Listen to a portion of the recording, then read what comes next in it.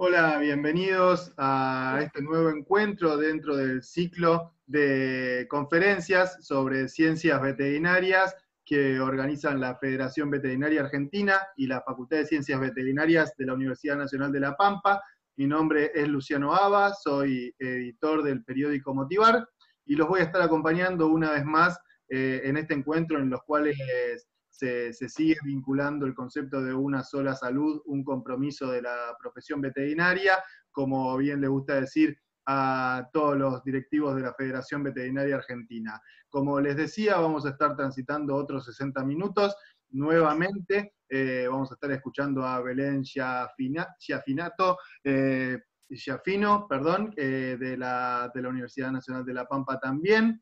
Como les decía, y les voy a pedir por favor, ustedes van a tener el chat a disposición para decirnos de dónde nos están escuchando, de qué localidad, de qué provincia. Les voy a pedir que apaguen sus cámaras, que apaguen sus micrófonos, que no los enciendan, que si no los voy a tener que silenciar yo mismo para poder escuchar la charla que vamos a estar escuchando, esta segunda parte de todo lo que tiene que ver con enfermedades parasitarias transmitidas por los alimentos. Y le voy a dar la bienvenida a Ignacio Cotani, también representante del área de extensión universitaria de la Facultad de Ciencias Veterinarias de La Pampa. Hola Ignacio, ¿cómo estás? ¿Qué tal, Luciano? Buenas tardes. Buenas tardes a todos. Nuevamente es grato estar con todos ustedes presentes en esta nueva charla del ciclo que hemos armado en conjunto con la FEVA, al cual siempre agradecemos en la figura de Héctor y todos los integrantes de la FEVA que nos acompañan. Y bueno, volver a agradecer nuevamente a Belén por esta segunda parte que nos va a brindar sobre las setas parasitarias. Así que, bueno, esperemos que puedan disfrutar de la charla, aquellos que se hayan sumado y aquellos que ya venían de la semana pasada, que, bueno, puedan seguir sumando conocimientos a esta charla que está dividida en 3 partes y que la tercera parte, va a tener un impasse semanal, porque la semana que viene hay otra temática que ya estaba organizada así, pero bueno, dentro de 15 días volveremos con la tercera parte de Belén. Muchísimas gracias, Belén, por el acompañamiento a la facultad, como siempre lo venís haciendo. Así que bueno, les dejo un saludo a todos. Bien, Ignacio, muchas gracias. Y ahora sí, para darles la bienvenida también a las muchas personas que ya están esperando a Belén Schiaffino para escuchar su disertación, le va a dar la bienvenida también el doctor Héctor Otermin, quien es el presidente de la Federación Veterinaria Argentina. Hola Héctor, ¿cómo andás? Hola Luciano, buenas tardes. Buenas tardes Belén, buenas tardes Ignacio. Bueno, en agradecimiento a todos. Hoy un nuevo ciclo, una nueva jornada de este ciclo que ya llevamos prácticamente casi 90 días ininterrumpidos. Y bueno, hemos caído en un tema que es preponderante, un tema que lo hemos tenido que dividir en 3 partes porque realmente es algo que tenemos que entender tanto los veterinarios y la población en general. Todo el mundo debe entender de la importancia de las setas parasitarias y todas las setas que hay transmitidas por los alimentos. Y en esta división de las 3 jornadas está dada la amplitud de este tema. La amplitud de este tema, y todos tenemos que entender, la población en general, tomar las medidas de precaución y nosotros saberlas transmitir. Yo creo que eso es fundamental. No me quiero extender, nada más agradecerles a todos los que nos vienen siguiendo en todas estas jornadas, un muy buen número de colegas que van a lo largo y a lo ancho de toda la República Argentina. Inclusive hemos tenido en las últimas jornadas asistentes de países limítrofes. Así que bueno, muchísimas gracias a todos los que se acercan a seguir el ciclo de webinar de la Federación Veterinaria Argentina y de la Facultad de Ciencias Veterinarias. Espero que les sean de utilidad todos los aportes que les pueda brindar Belén. Muchas gracias. Bien, Héctor, y bueno, gente escuchándonos de Río Negro, de Bragado, de Tandil, de la Facultad de Ciencias Veterinarias de Tandil, Les cuento que se escucha bien, que más allá que en el chat alguno pueda no escuchar o tener algún problema, yo me voy a dar cuenta si la transmisión está saliendo correctamente. Y ahora sí quiero presentarles a Belén Giafino, quien es referente del área de capacitación del SENASA La Pampa San Luis, y ejerce como docente en la Cátedra de Bromatología y Tecnología de los Alimentos de la Facultad de Ciencias Veterinarias de la Universidad Nacional de La Pampa, jefa del servicio de frigoríficos de exportación de Speluzzi y Patagonia Meat, y también, como agregaban recientemente, también está cursando, Belén, vos me vas a saber decir mejor, a ver cómo lo entendí, una maestría internacional en tecnología de los alimentos, dictada en la UBA y también con la Universidad de Parma de Italia. Así que bueno, Belén, bienvenida. ¿Cómo estás para enfrentar esta segunda charla? Bueno, muy bien, más expectante que todos los que están del otro lado de la pantalla. Así que bueno, gracias por la presentación, gracias por las palabras de Ignacio, de Héctor, las tuyas, Luciano. Y bueno, si estamos, arrancamos. ¿Les parece? Estamos muy bien, Belén, estamos muy bien, todo tuyo. Bueno, muy buenas tardes a todos, gracias por estar del otro lado. Y sí, tal como dijeron los chicos, hoy vamos a continuar con esta segunda jornada de las 3 que están dedicadas a este tema. Vamos a hablar de enfermedades parasitarias transmitidas por alimentos y nos vamos a centrar en otra enfermedad del grupo 1, como habíamos visto. Ahora vamos a repasar para la gente que se suma en esta jornada. Y bueno, y espero que cumpla las expectativas. Las preguntas, Luciano, que las vayan escribiendo y vamos resolviendo al final de la jornada, ¿te parece? Me parece muy bien, Belén. Vamos haciendo las preguntas vía chat y las vamos a responder al final, como decís vos, Belén. Muy bien, bueno, vamos a ver entonces. Bueno, en la clase anterior lo que habíamos hecho había sido clasificar de alguna forma o agrupar las enfermedades parasitarias transmitidas en alimentos en 3 grupos. En el grupo 1 habíamos mencionado, como vimos en la clase anterior, que estuvimos hablando de teniasis y también hablamos algo de cisticercosis, que la fase infectante del parásito se encuentra como parte obligatoria de su ciclo biológico en un alimento de origen animal. En el caso del grupo 2, esa fase infectante, los parásitos la van a cumplir obligatoriamente en plantas y verduras.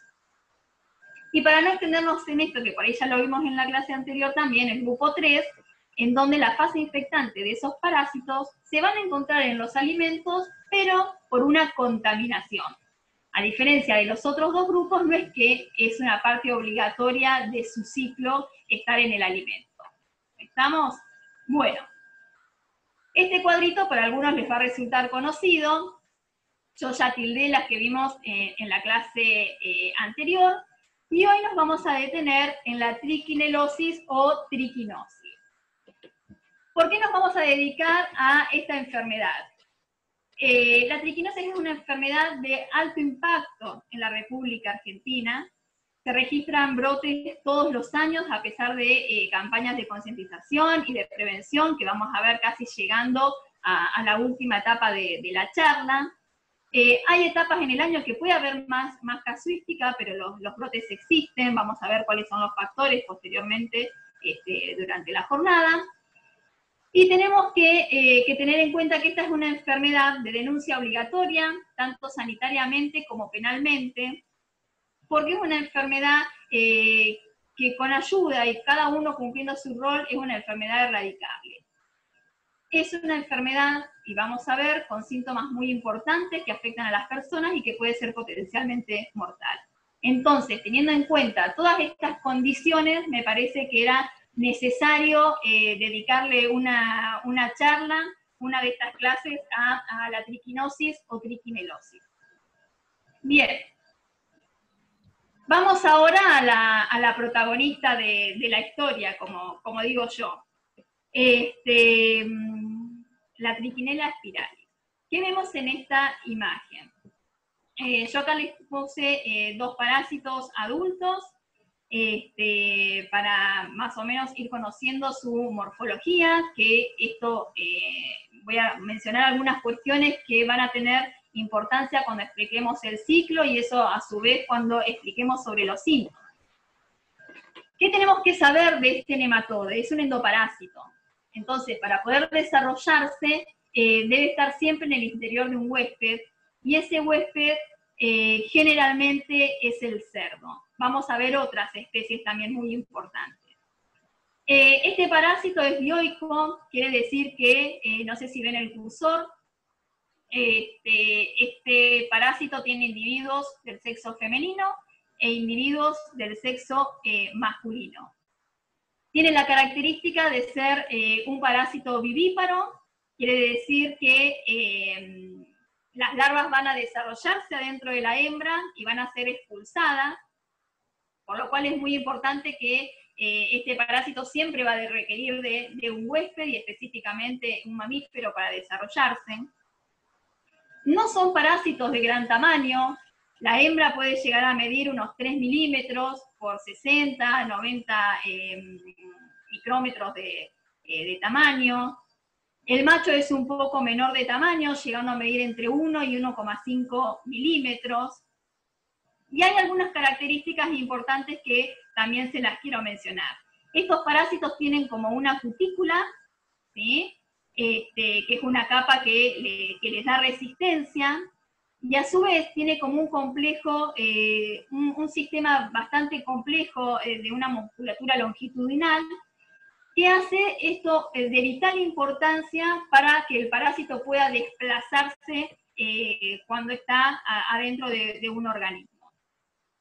A su vez, cuenta con algunas características del macho que son bastante llamativas, digamos, cuando nosotros lo podemos ver a través de una microscopía, que son estos apéndices caudales lobulares, que son de gran utilidad durante el acto de copulación con la hembra.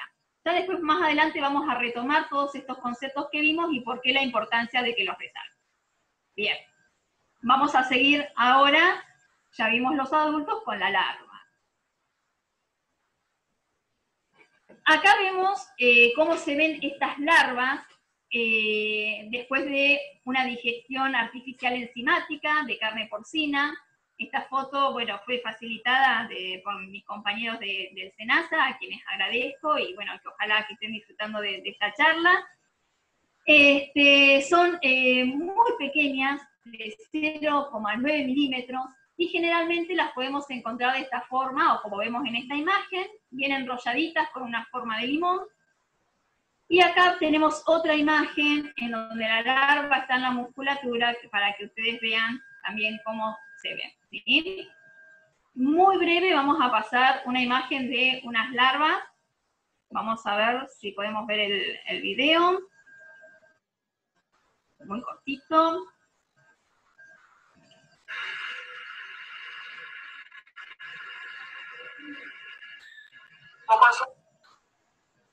Bien.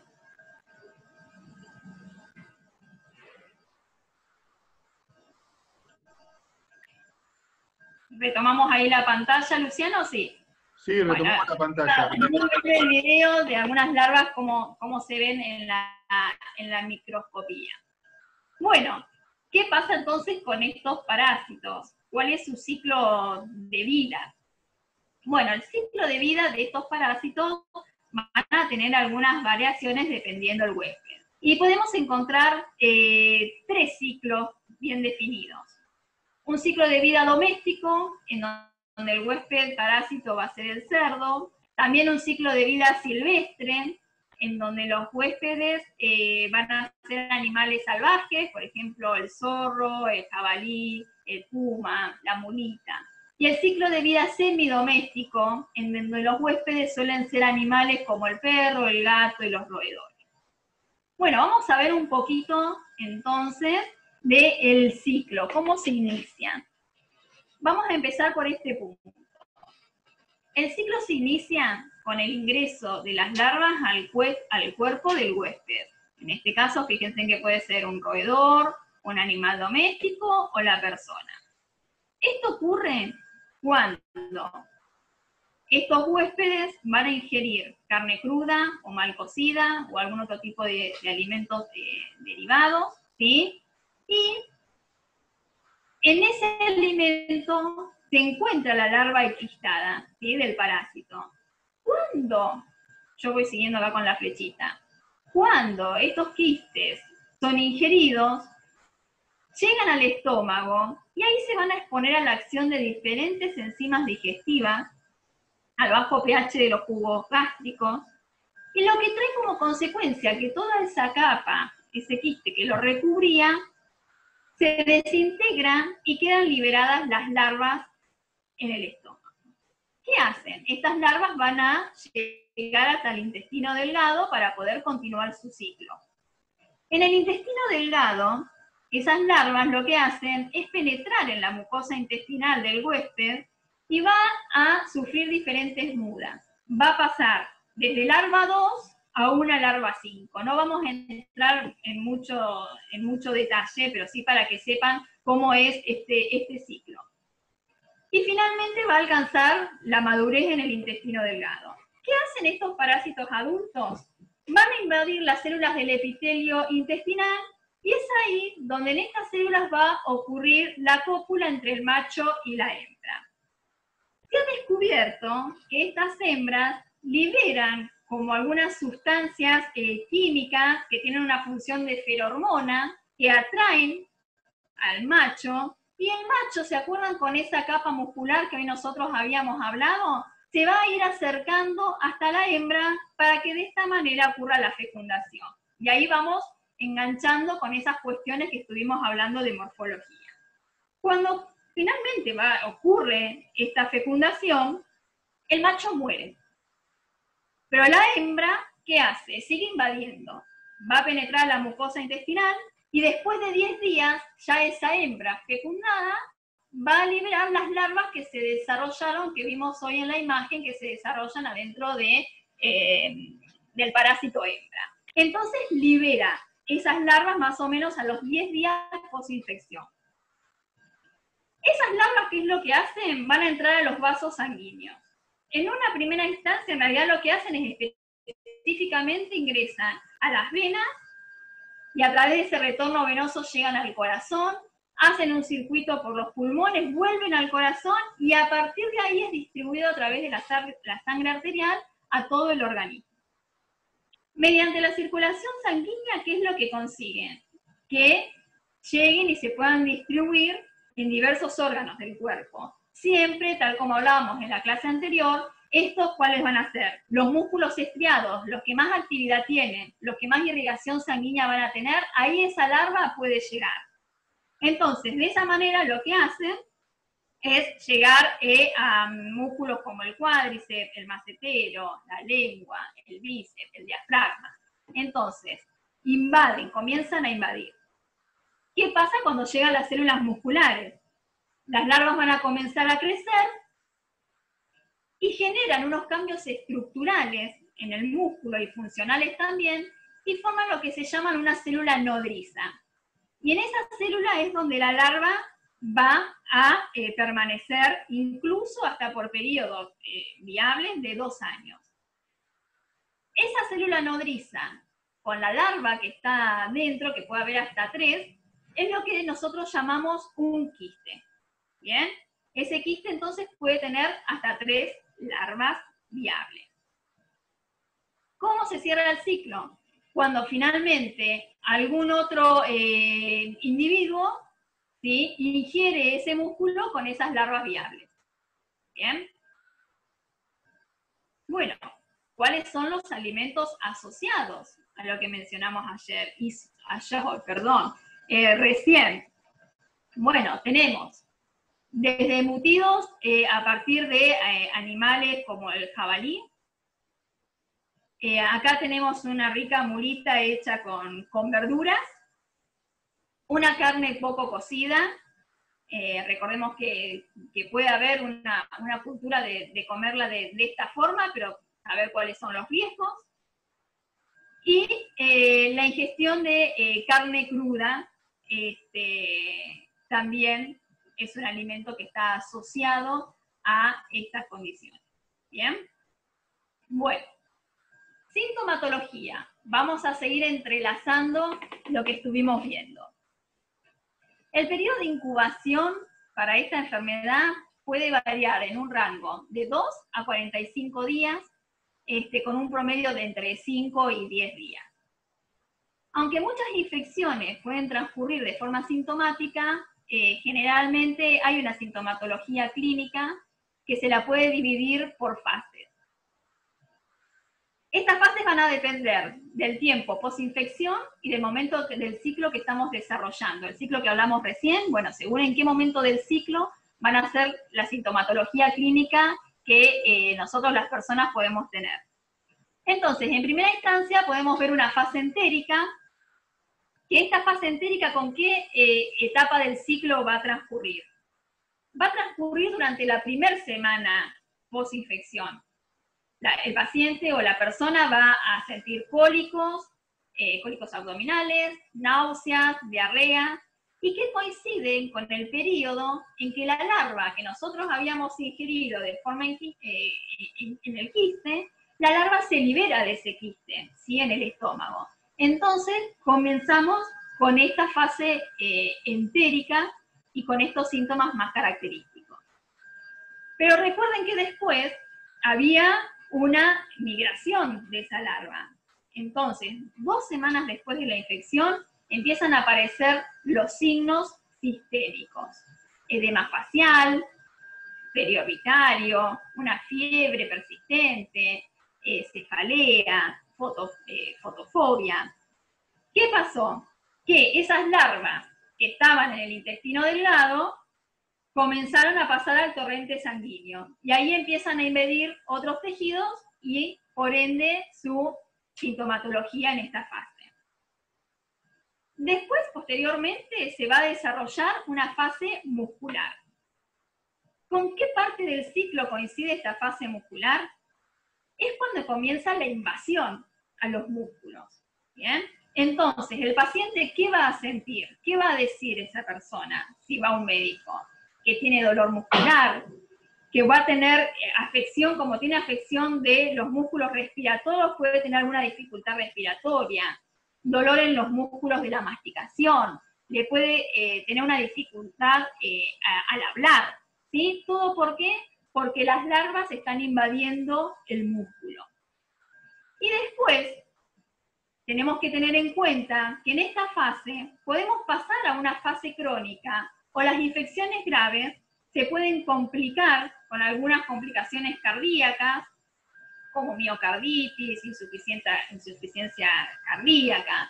Podemos tener alguna sintomatología neurológica, encefalitis, meningitis, puede haber convulsiones, pueden afectarse los pulmones, ¿sí? Entonces, generalmente puede que esta sintomatología, cuando pasa en esta situación grave, ¿sí? Puede llegar a la muerte por ser secundaria a una, por ejemplo, miocarditis o a una secundaria a una encefalitis, ¿sí? Bien, ¿qué pasa con esta fase crónica? Después de 2 o 3 meses, cuando las larvas que llegaron al músculo comienzan a enquistarse, esos signos y esos síntomas se comienzan a resolver gradualmente, de a poco. Y ya para el 3er mes, la mayoría de los síntomas van desapareciendo. Pero las larvas quedan enquistadas en las células musculares, ¿sí? Entonces, puede haber que haya mialgias de manera frecuente, de forma permanente, que la persona curse con algún cansancio por debilidad muscular. ¿Por qué? Porque el individuo permanece con esos quistes en su tejido muscular. Ahora, ¿cuáles son los factores de riesgo que mantienen a este ciclo activo? Yo traté de agruparlos en 3, digamos, en 3 grupos como para explicarlo de una forma un poco más ordenada. Por un lado, tenemos a los factores de riesgo medioambientales. Cuando nosotros tenemos establecimientos con algún déficit en las condiciones higiénico-sanitarias, cuando hay una falta rápida de destrucción de cadáveres de animales y que esté al acceso de otros animales, que se practique carnivorismo, una alimentación, como vemos acá, con residuos crudos de algún matadero o cercano a un basural que esté infectado, La prevalencia de esta enfermedad está altamente relacionada con la costumbre, en algunos casos, de criar a cerdos a base de desperdicios sin termotratar. Restos de una cocina, restos de los restaurantes. Entonces, es posible que estos alimentos tengan contacto con animales portadores del parásito, como por ejemplo las ratas, porque nosotros alimentamos a los animales así, y por supuesto es un lugar de atracción para los roedores. Entonces, cuando si a esto le sumamos una falta de programa de desratización, la rata va a tomar una importancia altísima, ¿sí?, para la perpetuidad de este ciclo que estuvimos viendo hasta recién, tanto como un huésped reservorio y como vector, y que la puede ir transmitiendo obviamente a todos los restos de los animales. Y bueno, y también a esto, como habíamos mencionado recién en cuestiones medioambientales, es la presencia de algún basural abierto y que pueda ocurrir lo que vemos acá en la imagen. Si hablamos de factores de riesgo socioculturales, ¿qué podemos mencionar? El consumo de carnes silvestres, como el puma, jabalí, es común en algunas zonas, en la provincia en la que estamos nosotros, la faena doméstica y la carneada de cerdos en el campo. Es una costumbre que está muy difundida en la zona rural y periurbana, y aunque generalmente estas costumbres y las manufacturas que de ahí se obtienen se consumen en la familia o en el círculo familiar, muchas veces también llegan a la distribución y comercialización de estos productos elaborados de forma casera o artesanal. Si nosotros no tenemos la precaución, y ahora vamos a ver, de realizarle un análisis a esa materia prima, podemos estar ocasionando un daño muy importante. Ya lo vamos a ver más adelante. Y por último, educación. Educación para todas las personas y los roles que tenemos en esta cadena agroalimentaria. Pero también no debemos olvidar el papel y el rol del consumidor en este punto que yo quiero decir como educación. El consumidor debe saber que es importantísimo que los productos que consume están rotulados, en donde a mí me da la seguridad de que fue controlado por un ente sanitario, ya sea a nivel nacional, provincial, municipal, pero que yo tengo la tranquilidad que esa materia prima de origen fue controlada y que el producto es inocuo, es decir, que no genere un daño a la salud del consumidor. Bien, avanzamos. Con estas imágenes,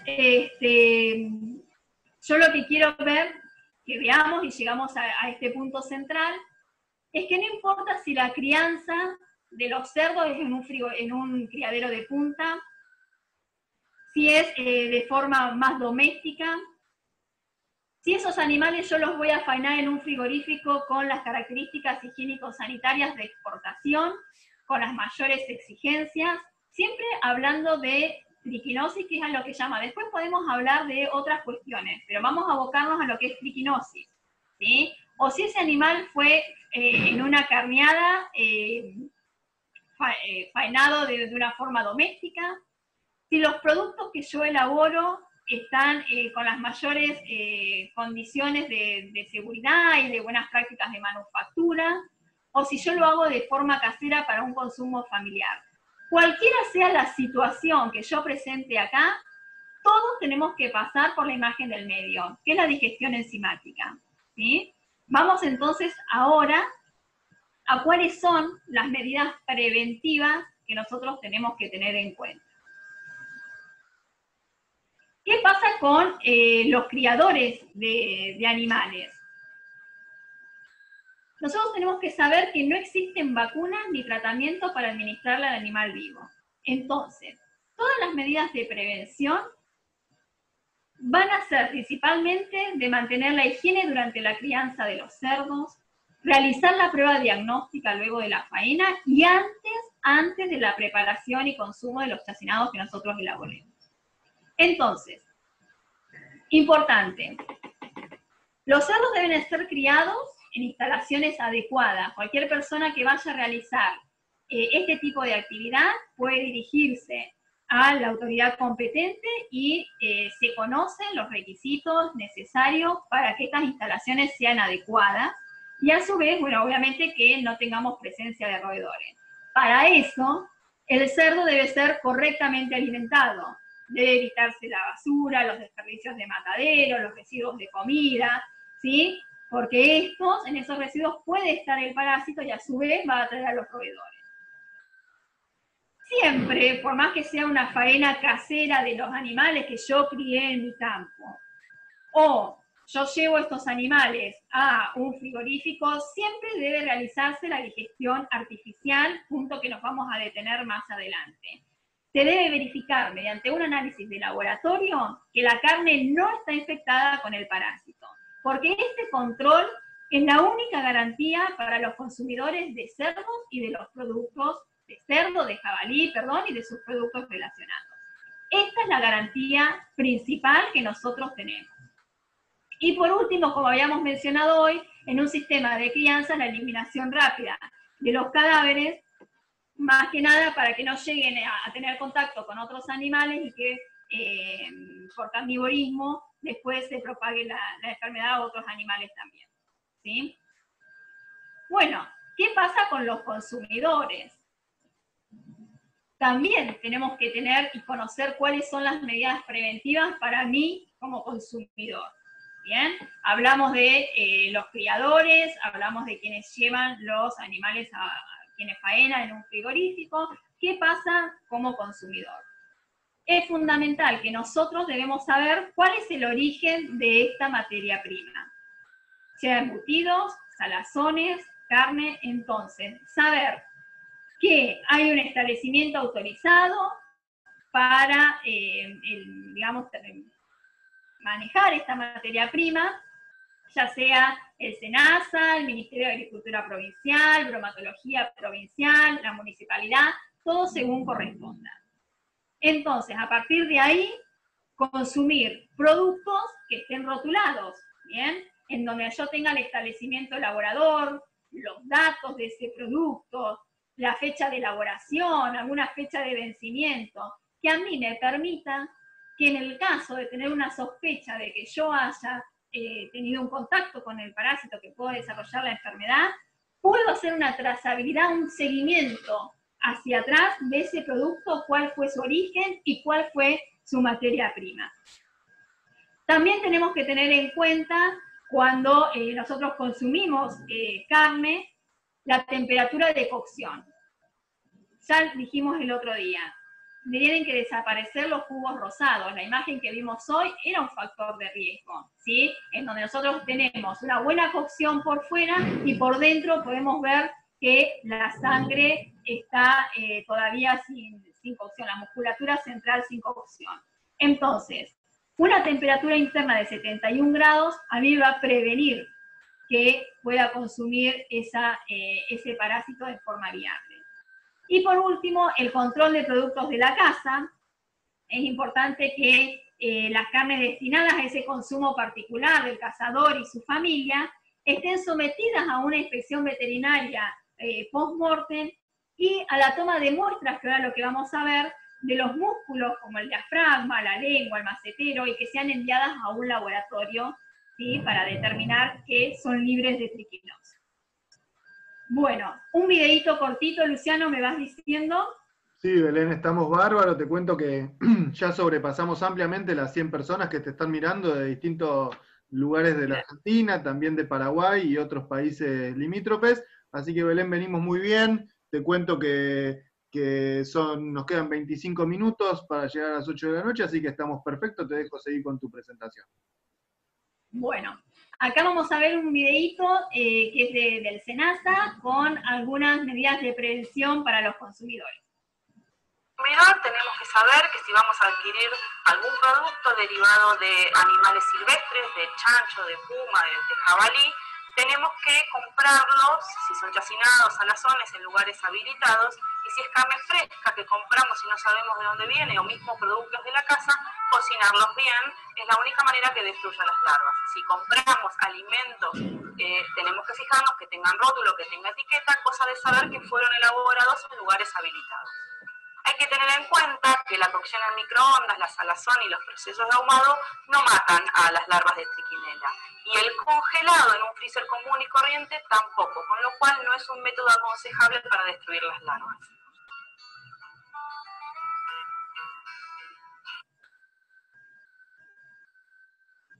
Bien. Volvemos a la presentación entonces. Ahí, Luciano, ¿pueden ver bien? Ahí está volviendo, ahí estamos de vuelta en tu presentación, Belén, perfecto. Bueno, entonces ahí fueron algunos consejitos y medidas de prevención como para cerrar esta diapositiva. Vamos a seguir ahora con la normativa vigente. La normativa vigente es amplia, no solamente lo que yo estoy escribiendo acá para ustedes. Ya en 1960 comenzamos con esta ley, la 15.465, en donde se establece el régimen legal de las enfermedades que son de notificación obligatoria. La triquinosis, como habíamos dicho, es una enfermedad de denuncia obligatoria. A su vez, hay un decreto que faculta a los servicios sanitarios para declarar las zonas de infestación de triquinosis porcina, poner en ejecución todos los medios que sean necesarios para la lucha y para la erradicación, ¿sí?, de esta enfermedad, y también para proceder a la desratización y desinfección de las zonas afectadas, que obviamente uno se las identifica a través del análisis de la digestión enzimática. Nosotros vemos acá que empieza a hacer hincapié la normativa en lo que es la técnica de diagnóstica de digestión artificial. Vamos a ver más adelante que antes se utilizaba otro tipo de muestreo que no era tan específica y podía dar algunos falsos negativos. Entonces la normativa fue cambiando para ir llevando hoy por hoy a que esta técnica sea la única aprobada para determinar si esa muestra es libre o no de triquinosis. Nos vamos a detener después un poquito en la resolución 555 del 2006 de SENASA también, que es donde se aprueba el programa de control y erradicación de la triquinosis en todo lo que es la República Argentina, y establece este procedimiento de la técnica de digestión artificial. Nunca nos podemos olvidar del decreto 4238 del año 68, en donde habla de cómo identificar esas muestras, la importancia de individualizar las muestras, de las reinspecciones de las tropas cuando un animal da positivo, ¿sí? Entonces, hay una importante base en cuanto a legal para que podamos tener una lucha contra la triquinosis. Bien, arranquemos, vamos en realidad a detenernos un poquito en esta resolución 555 del 2006 en algunos puntos fundamentales. Habla de mucho más la resolución, pero me detengo en esto. Primero, que menciona la obligatoriedad de la realización de la prueba de digestión artificial en el momento de la faena, antes del consumo de la elaboración de los productos. Declara de alto riesgo sanitario aquellos predios de origen a un positivo, que es lo que implica en estos casos la clausura preventiva del predio, el diagnóstico oficial, y de comprobarse la existencia de triquinosis, se debe realizar un sacrificio sanitario de los porcinos que estén presentes en este establecimiento. El establecimiento se clausura y hasta después de 30 días de que se realice la despoblación, la limpieza y la desratización, no se deja sin efecto esta clausura. ¿Qué pasa con los animales? O sea, van a poder ser liberados a consumo sin cocción previa cuando la totalidad de los porcinos, nos dice la resolución, resultaron negativos al diagnóstico efectuado por la técnica de digestión artificial. Y en el caso de que no pudiese someterse estos animales faenados a este tipo de diagnóstico, solamente la carne va a ser liberada a un consumo humano cuando se haya termoprocesado a una temperatura superior a los 80 grados, cosa que garantice que esa temperatura llegue a la masa muscular para matar a la larva. ¿Bien? Entonces, estos son algunos de los puntos importantes de esta resolución sobre los cuales me quería detener. Ahora bien, si yo quiero y estoy hablando de la digestión enzimática, ¿dónde son los lugares de toma de muestra de estos animales? Bueno, yo acá les puse esto gráfico. Las muestras a enviar, dijimos que eran de los músculos más con mayor actividad. En estos animales tenemos el músculo macetero, los músculos intercostales, el diafragma y la base de la lengua. Y en el caso, bueno, acá unas imágenes para que ustedes vean un dibujo, no un dibujo, sino una imagen real, donde tenemos el pilar del diafragma, ¿sí? Unas muestras. Y en el caso del jabalí, se le suma, ¿sí?, otro lugar de toma de muestra, que es el garrón o el brazuelo. Recordemos que este animal no es tan sedentario como puede ser el otro, sino que tiene una mayor actividad, entonces estos músculos empiezan a tomar un protagonismo para la presencia de las larvas, ¿sí? Bueno, ¿qué pasa con el diagnóstico? Tomamos las muestras. Acá les hice un cuadro comparativo de lo que menciona la normativa vigente, que es la digestión enzimática, y la que quedó en desuso, que es la triquinoscopía o microscopía directa. Ahora, ¿por qué? ¿Cuáles son los fundamentos para esta técnica? Ya en el 96 esta técnica de la triquinoscopía quedó en desuso, y entre el 96 y el 99 ya el SENASA determinó que todos los cerdos que estén destinados a consumo sí o sí deberían analizarse bajo este tipo de técnica. Entonces, ¿cuál es la importancia de esta digestión enzimática? Que tiene, que fue diseñada, ¿sí?, con la finalidad de prevenir la infección clínica en humanos. Entonces, ¿qué ventajas tiene sobre la otra técnica? Que permite controlar la carne de 20 animales en forma simultánea, con muestras individuales de 5 gramos, ya lo vamos a ver. Tiene una mayor sensibilidad, porque ya da positivos con una larva por gramo, cuando en el método anterior necesitábamos 3 larvas por gramo, entonces daba falsos negativos. Y no solo eso, sino que la triquinoscopía, ¿se acuerdan cuando ya hablábamos de la morfología? Que el parásito tenía como una cápsula. Si esa cápsula no está presente por alguna razón, la triquinoscopía no lo detecta, y también da falsos negativos. Entonces, es importante también que sepamos que la digestión enzimática ya a los 17 días post-infección nos puede dar un positivo, mientras que el otro método que quedó en desuso no lo conseguía. Entonces, muchas ventajas para fundamentar la normativa vigente. Bueno, acá tenemos otra imagen, también de una toma de muestra. Y lo que vamos a ver acá, a continuación, lo que yo les puse en esta diapositiva, vamos a ver el video al final de la explicación. Estas muestras que nosotros llevamos al laboratorio tienen que estar libres de grasa, ¿sí?, de toda la fascia, porque estos tejidos no tiene sentido tomarlo en la toma de muestra porque las larvas no van a estar ahí, y en el momento de la lectura pueden generar alguna interferencia porque no van a ser digeridos. Ahora vamos a ver cómo es la metodología.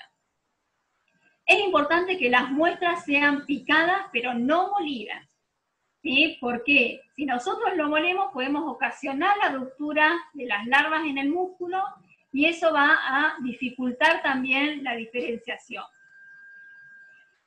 ¿Qué es lo que hace esta técnica? ¿Sí? Para que ustedes vayan leyendo, igual lo vamos a ver en un videíto. Esta técnica lo que hace es simular lo que yo les contaba hoy en el ciclo biológico que nos pasaba a nosotros en el organismo. Entonces, se utiliza una solución acidificada de pepsina en agua tibia, eso se va mezclando, ahora lo vamos a ver, y simula, ¿sí?, la digestión que nosotros tenemos. Y es por eso la importancia y el realismo de la técnica, la efectividad. Porque de esa forma las larvas son liberadas, como nos sucede a nosotros en el organismo, y a partir de ahí nosotros, de esta forma que simulamos in vitro esas reacciones, podemos recuperarla para ser observada. Bueno, lo que se hace, habíamos hablado que se podían analizar hasta 20 animales. En una faena de rutina podemos hacerlo, dividirlo esto por tropa o por lote en pools de 20 animales, utilizando 5 gramos por cada muestra.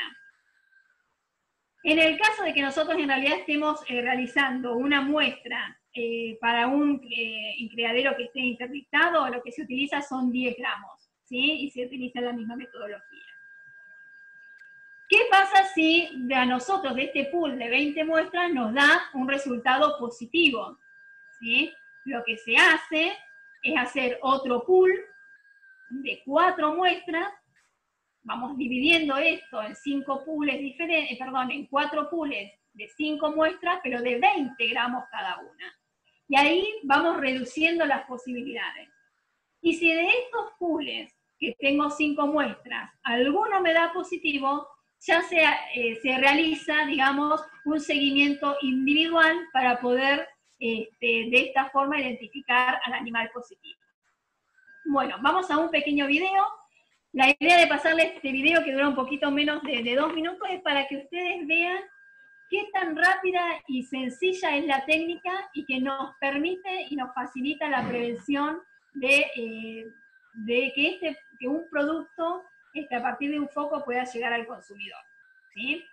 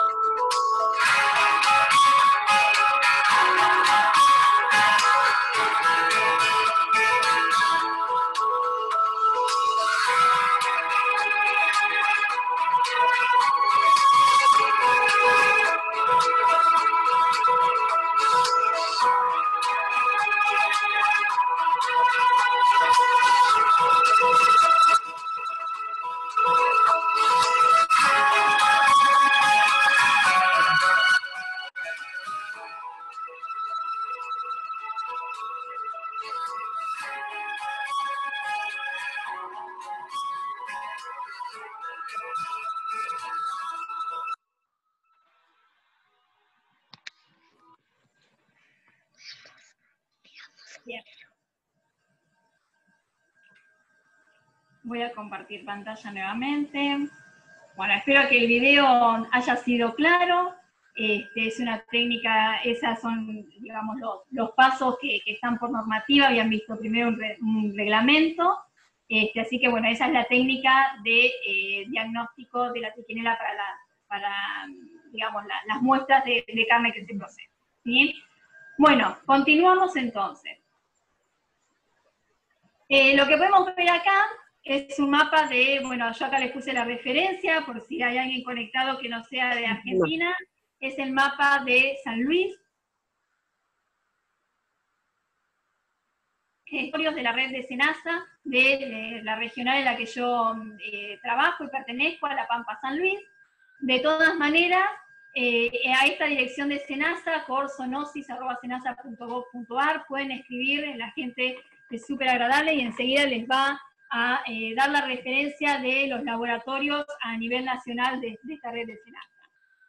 Bueno, Nosotros tenemos acá la provincia de San Luis, que está dividida en departamentos, y yo les marqué con rojo la cantidad de laboratorios de la red SENASA que están hoy por hoy activos y disponibles para el envío de las muestras. Y en este caso, la provincia de La Pampa, también dividida por departamentos, y la cantidad de laboratorios presentes por parte del SENASA. ¿Sí? Estamos hablando de un total de 37 laboratorios, si mal no he contado. Bueno, ¿qué tenemos acá?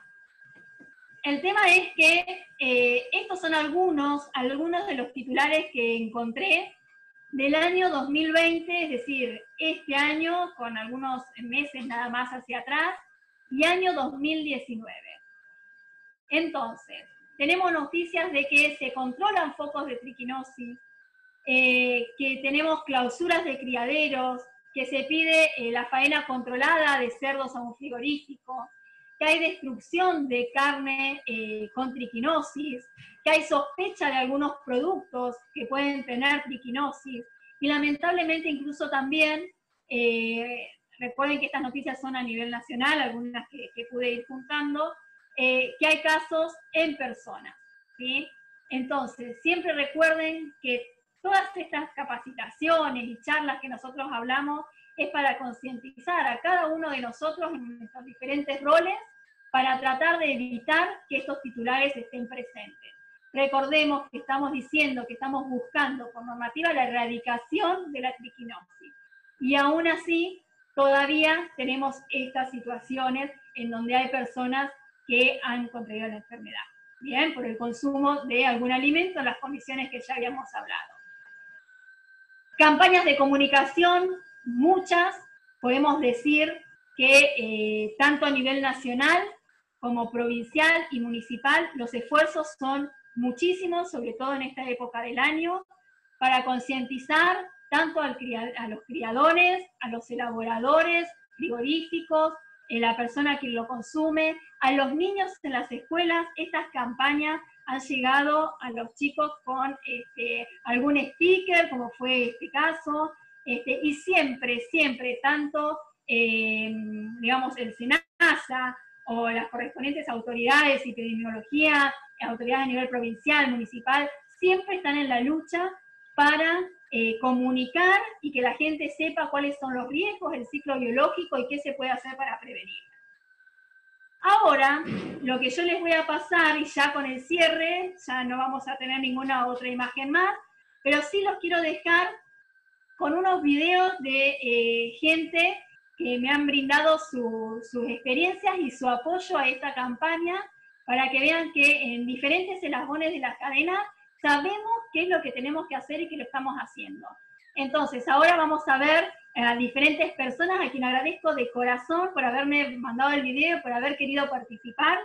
Tenemos gente que hace carneadas y que nos cuenta cómo lo hace, gente que tiene establecimientos, criaderos habilitados, establecimientos elaboradores habilitados a nivel provincial, municipalidad. Así que bueno, yo los dejo ahora para cerrar con, digamos, su testimonio. ¿Bien? Espero que les guste lo que van a ver. Bueno, este era el fin del video. Mi nombre es Soledad. Mi familia tiene campo en un pueblo cercano a Bahía Blanca, en Mayor Culeto Beach. Y bueno, es tradición en nuestra familia la carneada. No sé, lo hizo mi mamá durante muchos años y ahora continúa haciéndolo mi hermano. Siempre antes de comenzar a hacer se llevó y se lleva a analizar a la veterinaria del pueblo para saber que estos cerdos no tengan triquinosis. Hola, bueno, mi nombre es Joaquín Macera, soy de Banderaló, provincia de Buenos Aires. A pedido de Belén, me sumo a la jornada de capacitación de prevenir la triquinosis. Yo soy familia descendiente de italianos, parte materna y paterna. Seguimos con las tradiciones de los chacinados, de carneamos, y bueno, cada vez que se hace, tomamos muestra del cerdo, del músculo macetero, del diafragmático y del intercostal, y lo mandamos a analizar a un laboratorio de General Villegas. Una vez que tenemos las muestras negativas, producimos los productos, elaboramos chorizos, pancetas, bondiolas, hacemos paté, morcilla, chorizo de cuero, pero tengan muy en cuenta que es muy importante hacer los análisis de triquinosis, como le dije. Espero que todos lo puedan hacer y muchísimas gracias.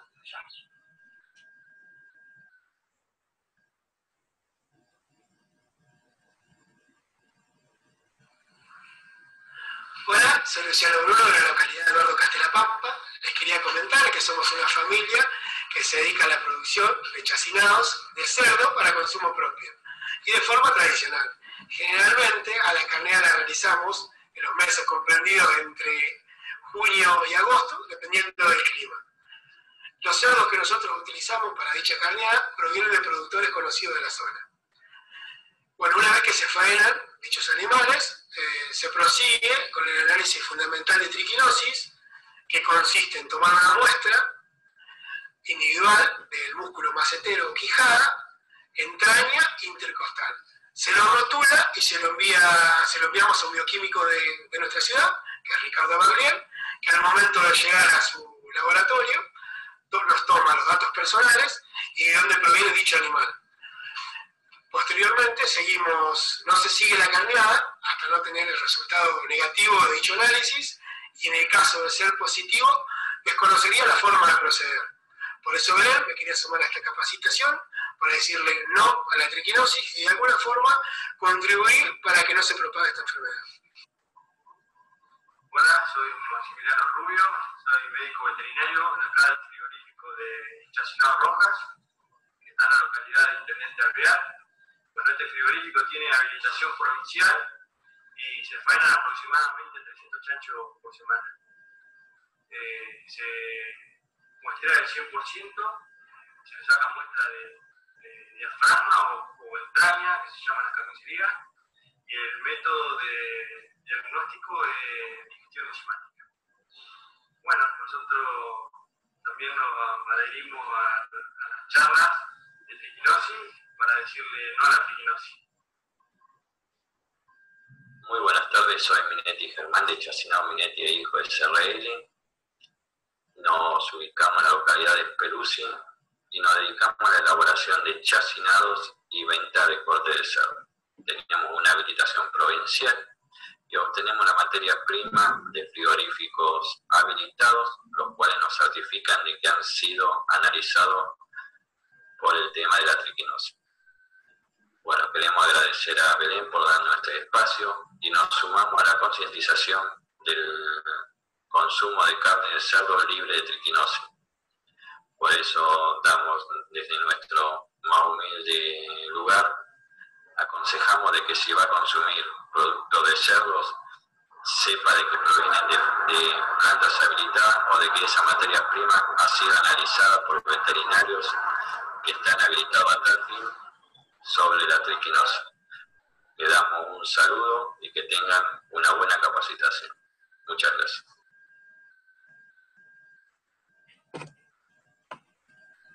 Bueno. Bien, Belén, muy bueno.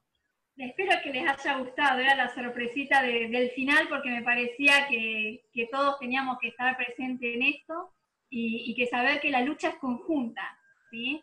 Y qué bueno es resaltar cuando se hacen las cosas bien. Acá, bueno, tenemos otras imágenes también de esa tradición familiar, y qué bueno, qué tranquilidad nos da uno saber que en esta lucha, bueno, esos titulares que aparecían cada vez pueden llegar a ser menos. Así que bueno, desde ya, gracias de corazón, gracias por el tiempo que han estado escuchando y estando presentes. Uno lo hace sentir acompañado en este tipo de virtualidad. Y bueno, nos encontramos el martes 1 de septiembre, seguramente con algunos otros temas que están acá en el tintero, anisaquiasis, latidosis, fasciola, así que algunos de estos temas vamos a desarrollar. Seguro que sí, Belén. Bueno, seguimos superando la barrera de las 100 personas mirando tu presentación en este marco que da la Federación Veterinaria Argentina junto a la Facultad de Ciencias Veterinarias de La Pampa. Y bueno, Belén, tengo algunas preguntas, además de las muchísimas felicitaciones y éxitos que te están llegando vía chat, pero tengo una pregunta recurrente que tiene que ver con al momento del envío de las muestras que mencionaste, si se pueden enviar congeladas. Bien, siempre las muestras para llevarlas al laboratorio deberían ser a temperaturas de refrigeración, ¿sí? No deberían analizarse muestras que hayan estado congeladas. ¿Por qué? Porque algunos genotipos de trichinela no resisten a estas temperaturas y se mueren. Entonces, ¿qué pasa? Como hoy les decía, nos puede dar algún falso negativo. Acuérdense en el video que nosotros veíamos que las larvas tienen una movilidad y en realidad se reduce entonces la efectividad de la técnica. Eso es por lo menos lo que yo tengo entendido, Luciano. No sé si otra pregunta recurrente, Belén, tiene que ver con si en caballos y otras especies también, qué tipo de muestras se toman o si se toman muestras. Bien, sí, en caballos, también en otras especies en que por ahí no está determinado, que es fácil encontrarlo, bueno, para el cerdo, para el jabalí. En tanto el caballo como en otras especies, por ejemplo la mulita, la lengua y los músculos maceteros son, en este caso, de primordial importancia. Siempre leí y tengo en cuenta, y me sirve para decirlo ahora, perdón por no haber puesto el ejemplo de esto, que para el caballo, para la muestra de para la toma de muestra en lengua, se debe sacar el extracto córneo de la lengua, ¿sí? Eso, por ahí tenerlo en cuenta, que en la bibliografía siempre se menciona. Y perdón por no haberlo puesto como ejemplo a las otras especies, ¿sí? Lo mismo para el puma u otras especies. Bien, estamos escuchando a Belén Chiaffino, quien es docente de la Universidad Nacional de La Pampa y también representante de SENASA en la regional La Pampa-San Luis. Belén, tengo algunas preguntas más antes de hacerlo participar también al presidente de la Federación Veterinaria Argentina, Héctor Otermin, y a Ignacio Cotani. Ahora voy a hacer lo posible para encenderle su cámara. Pero bueno, Belén, tengo dos preguntas bien concretas, y una tiene que ver con el diagnóstico y otra con el tratamiento en las personas. ¿Podemos fusionarlas? ¿El diagnóstico es solamente clínico en las personas y qué tratamientos hay? Bien, con respecto al diagnóstico, no es solamente el diagnóstico con la sintomatología clínica. Yo lo resalté por el hecho para tener una relación con el ciclo. Hay otros exámenes que son a modo general, como por ejemplo un hemograma. ¿Por qué? Porque cuando la larva pasaba a una sintomatología sistémica, hay un aumento de eosinófilos en la sangre, ¿sí? Entonces eso aparece en los análisis sanguíneos y es una forma de diagnosticar. A su vez, cuando el músculo está dañado, aumenta una enzima, la creatinina fosfoquinasa muscular. Esa enzima aumenta y que también puede ser detectada en un análisis sanguíneo. No se hace tan seguido, por ejemplo, una biopsia muscular, eso yo le dije no, sino que básicamente entre un diagnóstico, un examen general en cuanto a la sintomatología clínica y seguir con esa sospecha de que alguien estuvo en contacto, consumió estos alimentos, creo que vamos encaminados. Lo dejo igual de todas maneras, obviamente, a los médicos que le corresponden. ¿Sí? Y bueno, y con respecto al tratamiento, lo que acá es importante destacar, que el tratamiento del paciente va a tener efecto si uno lo hace en el momento que es agudo, en el escenario agudo, es decir, cuando ya la larva está enquistada en el músculo, actúa de protección y es muy difícil de un tratamiento. Entonces, el diagnóstico precoz es fundamental acá para que la persona reciba un tratamiento ya sea con albendazol o mebendazol, ¿sí? Después, ya el resto va a ser más que nada sintomático, que tenga algún analgésico o algo que para paliar esa situación con la sintomatología que habíamos mencionado. Espero dentro de lo que sea haber respondido la duda, ¿no? Bien, Belén, clarísimo. Bueno, le voy a invitar a Ignacio Cotani del área de extensión universitaria de la Facultad de Ciencias Veterinarias de la Universidad Nacional de La Pampa. Bueno, Ignacio, ¿qué temas, no? Todos estos que tocan a los veterinarios y al control de los alimentos también. ¿Cómo viste la presentación? No, la verdad que muy interesante, muy bien, muy prolija la presentación, bien organizada. De nuevo, muchas gracias, Belén. La verdad que este es un tema, mientras escuchaba la presentación y por ahí también escuchando muchas veces las reflexiones de Héctor, qué importante, ¿no?, que ha sido el control de esta enfermedad por parte de los veterinarios. Creo que de alguna manera, por lo menos en lo que respecta a mi generación, ha sido uno de los puntapiés para la introducción del veterinario en lo que es salud pública. A mí particularmente, bueno, me tocó trabajar en una bromatología local y estar todos los años en la época de invierno atento a estas situaciones y atendiendo los casos de consulta de la gente. Y, bueno, la verdad que es un tema importante para el desarrollo de nuestra profesión. Y bueno, ya ahora en el cierre agradecer a todos los presentes, renovar este agradecimiento a Belén, que nos está dictando más que una charla, un pequeño curso de 3 módulos. La verdad que va a ser muy interesante poder finalizar en la tercera etapa dentro de 2 semanas. Y bueno, invitarlos como siempre a renovar nuestro contacto en la semana, el martes que viene. Ahí está, Ignacio, buenísimo. Gracias por los comentarios y tal cual, un tema muy identificado los veterinarios y con el tema de triquinosis y el trabajo de concientización, sobre todo, también lo he escuchado varias veces a Héctor hablar al respecto. Así que bueno, te doy la palabra a Héctor Otermin, presidente de la Federación Veterinaria Argentina. ¿Qué conclusiones, no sé si te queda alguna pregunta que quieras hacer también, Héctor, a Belén? Sí, un par de cositas simplemente, agradecerle y felicitarle a Belén porque realmente nos ha puesto sobre la mesa una tarea que nos tiene que llevamos todos los veterinarios adentro, que es la concientización hacia la población, hacerle saber que a todos nuestros allegados que cuando nos sentamos en la mesa, en cada producto lo que tenemos que preguntarnos si pasó por la inspección de un veterinario. Y ahí está toda la responsabilidad que nos compete a nosotros. Eso yo creo que es fundamental. Y a Belén simplemente le quiero hacer una preguntita más respecto al diagnóstico serológico. ¿Cómo lo ve de cara al futuro? Si puede ser una herramienta que podamos llegar a implementar en forma masiva o todavía no la ve viable para hacerlo masivo. No, que sí no tiene la veo. Sí, Héctor, me parece que es una herramienta importante a tener en cuenta, ¿sí? Porque me parece que es un método importantísimo para la acción, ¿sí? Para poder detectar, para poder actuar. Entonces esa herramienta serológica es fundamental. También hay algunas herramientas inmunológicas que me olvidé de mencionarle, como el ELISA o el parasitológico también. Entonces todas herramientas, me parece que de acá al futuro puede llegar a ser en forma masiva, sí. Bueno, bien, muchísimas gracias. Nos quedamos con algunas preguntas más, pero ya son las 8:10 de la noche en este ciclo Luciano, de conferencias. Sí, Belén, te dejo el cierre a vos. No, interrumpo, ¿no? El cierre es todo tuyo.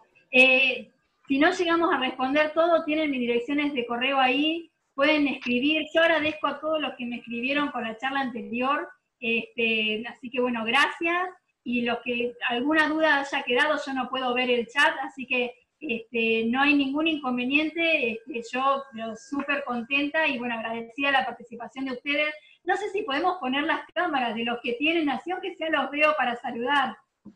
Bastante difícil, Belén. Estuve toda la hora tratando de que nadie me prenda la cámara, ni me tiren un audio. Así que los vamos a dejar por esta vez en el anonimato.